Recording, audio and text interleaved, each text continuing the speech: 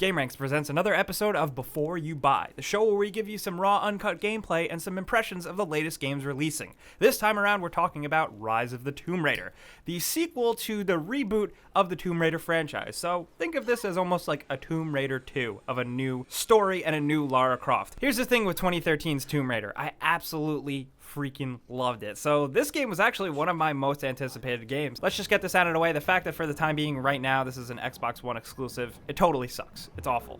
And what can I say about it? I can say that it is very much more Tomb Raider. More of what you've kind of come to expect from playing that first rebooted game. And it's really good. It's more, but better. That being said, it might turn some players away. I've seen some people comparing it to Far Cry 4, to Far Cry 3, in the sense that it's just more content. You're using the same game mechanics for the most part, and you're just doing and collecting and checking off more boxes. And Tomb Raider is kind of like that, but all the systems just feel better. The environments are better, the story's better, the music is better, the visuals are amazing. And overall, it just feels like a better product and an improved Tomb Raider this time around. One thing that is very refreshing is playing as Lara Croft. She's not like prissy little like, oh, I killed my first person, I gotta sit and cry about it for 5 minutes. She's willing to kill, she's ready to kill, and you kill a lot of people, which is still something I wasn't totally into in the first game, and I'm still not into this one. But despite that, it does feel good. There's a lot more emphasis on stealth this time around. Sneaking around, climbing on trees, hunting, and really being a predator. You feel like just an awful, terrible, really good murderer. You feel really efficient. You can craft weapons and arrows on the fly. You can craft explosives into tin cans and chuck them. You're really lethal, and it only helps when you upgrade your stuff in your campsite, which is something that you have seen before in the original game. Now there's more stuff to upgrade, more weapons to craft, and like I said, it all just feels a little better and a little deeper. This time around, you are thrown into different environments like Syria and most notably Serbia. You're in this Arctic Serbian Soviet wasteland, and it's really cool, and this is where the game opens up and gives you those little hub areas where you can dandy around and hunt, search for treasure, and most importantly, find secret optional side quest tombs, which are still the best parts of the game. These are where the games really shine with quest, puzzle, and like dungeon design, because it's all really, really awesome. All the systems work really well, and I think this is where it stands out and actually stands apart from something like Uncharted, which it's often compared to. One thing where it does really work well is that the story is pretty great. While I don't care about the characters as much as I do in Uncharted, the story here is very interesting, especially as a Tomb Raider fan. It's very nice to see the Croft Mansion, to hear about the story of Lara Croft and her father's legacy. It's really cool this time around, and I ate it all up. Thankfully, the game keeps the pacing very well. The game is just very fast-paced. The action set-piece moments that truncate all these open-world, quieter moments really work very well, and the game ends with a bang, and I really just can't say enough good things about it. Not to mention the fact that the visuals look great this time around.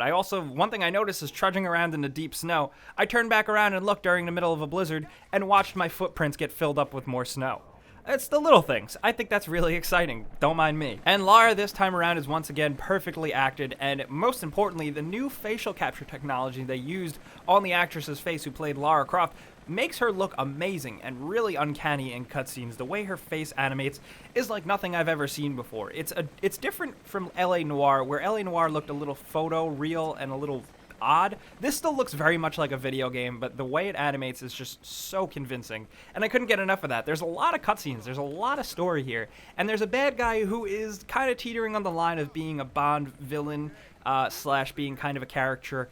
But I liked him enough, and I kind of got where he was coming from and enjoyed him. Like, they show him enough and give him enough cutscenes that you give a little bit of a shit. And that's good, because this is a very long adventure. Like I said, the open environments really kind of make things slow down and let you take your time, and there's actually a lot of side quests now. You can find NPCs in the world that give you little side quests to do, which feel like kind of like run-of-the-mill little quests in the open world, but you get rewarded very well for them. You get new weapon parts that are really useful, so it kind of pays off. Not to mention the fact that those tombs that I mentioned that are absolutely awesome, it's all a very playable game. There's a lot of video game here. There's a lot of video game things to do. There's puzzles, there's tombs, there's a million things to collect, and thankfully the game rewards you at every aspect for it. And that's what makes a sense of progression and playing the game so fun and rewarding, and that's why I'm hooked on it. That's why I really like these new Tomb Raider games. This time around, there is no multiplayer mode, which I think is really cool because they focused completely on single player, but there is this extra standalone mode after you beat the game. I forgot what it is called, but it gives you little missions, like timed missions where you rescue hostages or hunt dangerous animals or